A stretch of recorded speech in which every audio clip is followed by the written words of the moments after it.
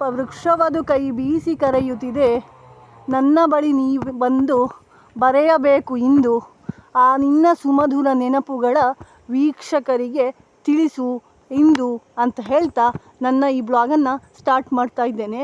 ಎಲ್ಲರಿಗೂ ಕೂಡ ಸ್ಕಂದ ಬ್ಲಾಗಿಗೆ ಆತ್ಮೀಯವಾಗಿ ಸ್ವಾಗತಿಸುತ್ತಾ, ನಾನು ಬರೆದಂತಹ ಒಂದು ಲೇಖನ ಕಲ್ಪವೃಕ್ಷ ಅನ್ನುವಂಥದ್ದು. ಕಲ್ಪವೃಕ್ಷ ಅಂತ ಹೇಳಿದರೆ ತೆಂಗಿನ ಮರ. ಆ ತೆಂಗಿನ ಮರದ ಕುರಿತಾಗಿ ನನ್ನ ಬಾಲ್ಯದಿಂದ ಇಲ್ಲಿಯವರೆಗೆ ಎಂತೆಲ್ಲ ನಡೆದಿದೆ ಅದರ ಬಗ್ಗೆ ಇರುವಂತಹ ಒಂದು ಕಿರುಲೇಖನ ಈ ಕಲ್ಪವೃಕ್ಷ. ನೋಡಿ, ಅದರಲ್ಲಿ ಬೊಂಡ ಕಾಣ್ತಾ ಉಂಟು. ಈ ಬೊಂಡ ಅಂತ ಹೇಳಿದರೆ ಇಲ್ಲಿ ನಾವು ಸಿಯಾಳ ಅಂತ ಹೇಳ್ಬೋದು. ಇದನ್ನು ದಕ್ಷಿಣ ಕನ್ನಡ, ಕಾಸರಗೋಡು ಕಡೆ ಎಲ್ಲ ಇದನ್ನು ಸಿಯಾಳ ಹೇಳ್ತಾರೆ. ಬೆಂಗಳೂರು, ಮೈಸೂರಲ್ಲೆಲ್ಲ ಎಳನೀರು ಅಂತ ಹೇಳ್ತಾರೆ. ಇಲ್ಲಿ ತೋಟದಲ್ಲಿ ಅಡಿಕೆ ಅಕ್ಕಿ ಬರುವಾಗ ಉಂಟಲ್ಲ, ಜೋರು ಬಾಯಾರಿಕೆ ಆದರೂ ಒಮ್ಮೊಮ್ಮೆ ಇದು ಕತ್ತಿಯಲ್ಲಿ ತಗೊಂಡು ಎಂತ ಮಾಡೋದು, ಈ ಬೊಂಡವನ್ನೊಂದು ಕೊಯ್ದು ತಿನ್ನೋದು ಆಯಿತಾ, ಕುಡಿಯೋದು ಆಯಿತಾ. ಮತ್ತು ನಾವು ಸಣ್ಣದಿರುವಾಗೆಲ್ಲ ನಮ್ಮದು ಜಾಯಿಂಟ್ ಫ್ಯಾಮಿಲಿ ಇತ್ತು. ನಾವು ದೊಡ್ಡಪ್ಪ ಚಿಕ್ಕಪ್ಪನ ಮಕ್ಕಳೆಲ್ಲ ಸೇರಿ 5 ಜನ. ತೋಟ ಎಲ್ಲ ಹೇಳಲಿಕ್ಕೆ ಬೇಕಾದಷ್ಟು ಇತ್ತು, ಆದರೆ ಬೊಂಡ ಮಾತ್ರ ಸಿಗ್ತವೇ ಇರಲಿಲ್ಲ. ಯಾಕಂದರೆ ಅದೆಲ್ಲ ಮಂಗಗಳ ಪಾಲಾಗ್ತಾ ಇತ್ತು. ಈ ಮಂಗಗಳು ಬಿಡಬೇಕಲ್ಲ ಒಂದು ಬೊಂಡ ಸುಳಿಲಿಕ್ಕೆ. ಆ ಮಂಗಗಳಿಗೆ ಪಟಾಕಿ ಅಂತದಿಟ್ಟು ಓಡಿಸ್ತಾ ಇದ್ರು ಮಂಗಗಳನ್ನು. ಅದೊಂದು ನಾನು ಸಣ್ಣ ಇರುವಾಗ ಈಗಲೂ ಕೂಡ ಆಗಿರುವಂಥ ಇನ್ಸಿಡೆಂಟು ಈಗಲೂ ಕೂಡ ನನಗೆ ನೆನಪಿಗೆ ಬರ್ತದೆ. ಹೀಗೆ ತೋಟದಲ್ಲಿರುವಂತಹ ಬೊಂಡಗಳೆಲ್ಲ ಮಂಗಗಳ ಪಾಲಾಗುವಾಗ ಅದು ಮನೆಯಲ್ಲಿರುವಂಥ ಮಕ್ಕಳಿಗೆ ಸಿಗ್ತಾನೆ ಇರಲಿಲ್ಲ ಆಯಿತಾ.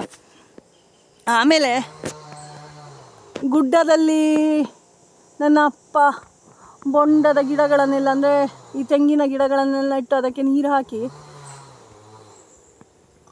ಅದು ಬೊಂಡ ಆಗುವ ಕಾಲಕ್ಕೆ ನನ್ನ ಅಪ್ಪನೇ ಇಲ್ಲ. ನನಗೆ ಅದಕ್ಕೆ ಸ್ವಲ್ಪ ಬೇಜಾರು ಉಂಟಾಯ್ತಾ.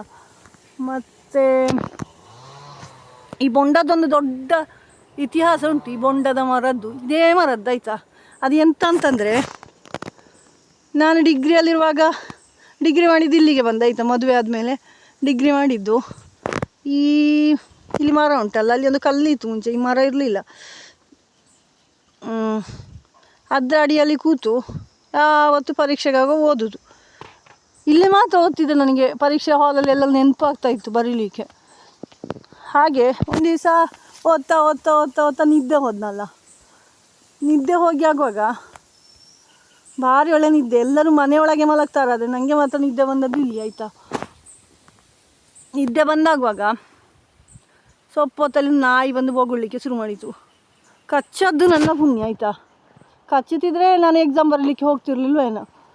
ಹಾಗೆ ಎದ್ದವಳು ಮತ್ತೆ ಓದಲಿಕ್ಕೆ ಕೂತ್ಕೊಳ್ತಾ ಇದ್ದದ್ದು ಮನೆಯೊಳಗೆ ಅಂತ ಹೇಳ್ಬೋದು. ಹಾಗೆ ನೋಡಿ, ಇದೇ ಥರ ಅಲ್ಲಿ ಕಾಣ್ತಲ್ಲ ಬೊಂಡದ ತಿರಿ, ಮಡಲು. ಇದು ಮಡಲು ಆಯಿತಾ. ಇದೆಲ್ಲ ಮಡಲು. ಆ ಮಡಲನ್ನು ತೆರಸಿ ಇಡಿಸುಡಿ ಮಾಡಲಿಕ್ಕೆ ಆಗ್ತದೆ. ಒಂದು ಮರ ಸತ್ತೋಗಿತ್ತು ಆಯಿತಾ, ಒಂದು 4 ವರ್ಷ ಹಿಂದೆ. ಹಾಗೆ ಇಡಿಸುಡಿ ಆಗ್ತದೆ ಹೇಳಿ ನನಗೆ ಒಂದು ಇಡಿಸುಡಿ ಸಾಕಲ್ಲ ಹೇಳಿ ಅದಕ್ಕೆ ಬೇಕಾದಷ್ಟು ಮಡಲನ್ನು ತಗೊಂಡು ಹೋಗಿದ್ದೆ ಮನೆಗೆ. ಕೆಲಸದವನು ಬಂದ, ಇದೆಂತ ಇದಿಲ್ಲದ್ದು ವೇಸ್ಟ್ ಅಲ್ಲ, ಮಾಡಿ ಕೂತು, ನಿಮಗೆ ಎಂಥ ಕೆಲಸ ಉಂಟು ಬೇರೆ, ಒಂದು ಗಿಡಕ್ಕೆ ನೀರು ಹಾಕೋದಿಲ್ಲ, ನೀವು ನಿಮ್ಮದಷ್ಟು ಕೆಲಸ ಮಾಡ್ತೀರಿ ಅಂತೇಳಿ ಶುರು ಮಾಡಿದ. ಆಯ್ತು, ಇವನು ಒತ್ತಾಯಕ್ಕೆ ಇಡಿಸುಡಿ ಮಾಡಿ ಆಯ್ತಂತು. ಹಾಗೆ ಇಡಿಸುಡಿ ಮಾಡಿ ಆಗುವಾಗ ಆ ಇಡಿಸುಡಿ ಎಷ್ಟು 1 ವರ್ಷಕ್ಕೆ 4 ಇಡಿಸುಡಿಗಳು ಬಂತು. ಅಷ್ಟು ಗಟ್ಟಿ ಆಯಿತಾ ಇದು ಇಡಿಸುಡಿಗಳೆಲ್ಲ. ನೀವು ಕೂಡ ಒಮ್ಮೆ ಮಾಡಿ ನೋಡಿ ಆಯಿತಾ. ಇಡಿಸುಡಿಗಳು ಇಷ್ಟ ಆದರೆ ನನ್ನ ಚಾನಲನ್ನು ಶೇರ್ ಮಾಡಿ, ಲೈಕ್ ಮಾಡಿ, ಕಮೆಂಟ್ ಮಾಡಿ ಅಂತ ಹೇಳ್ತಾ ಇವತ್ತಿನ ಬ್ಲಾಗನ್ನು ನಾನು ಮುಗಿಸ್ತಾ ಇದ್ದೇನೆ.